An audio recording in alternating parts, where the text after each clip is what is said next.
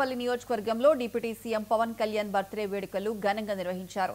పట్టణంలోని శ్రీ కనకమహాలక్ష్మి అమ్మవారి ఆలయానికి వెళ్లిన జన సైనికులు జనసేనాని పుట్టినరోజు సందర్భంగా ప్రత్యేక పూజలు నిర్వహించారు.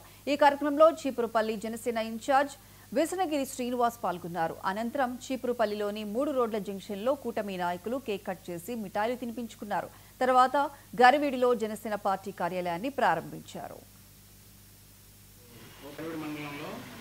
ఈరోజు జనసేన పార్టీ ఆఫీసు ఓపెన్ చేసుకోవడం జరిగింది. దీనికి కూటమి సభ్యులందరూ, ముఖ్యంగా తెలుగుదేశం పార్టీ గరుడ నాయకులందరూ కూడా హాజరయ్యారు. మాకు మంచి సపోర్ట్ ఇచ్చారు. అందరం కలిసి పార్టీ ఆఫీస్ ఓపెన్ చేసుకున్నాం.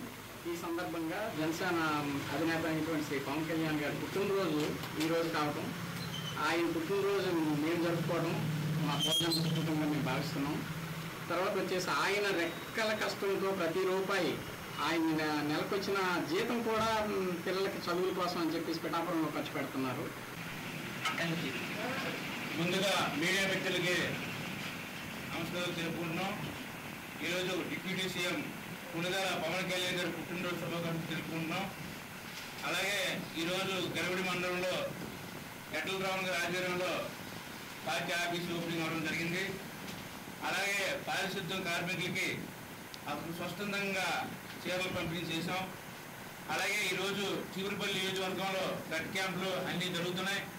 అన్నిటికీ వెళ్ళడం జరుగుతుంది. ఇక్కడ నుంచి మనం చీపురుపల్లి కనకమహాలక్ష్మి అమ్మ టెంపుల్కి వెళ్ళి పవన్ కళ్యాణ్ పేరు మీద పూజలు చేయిస్తాం.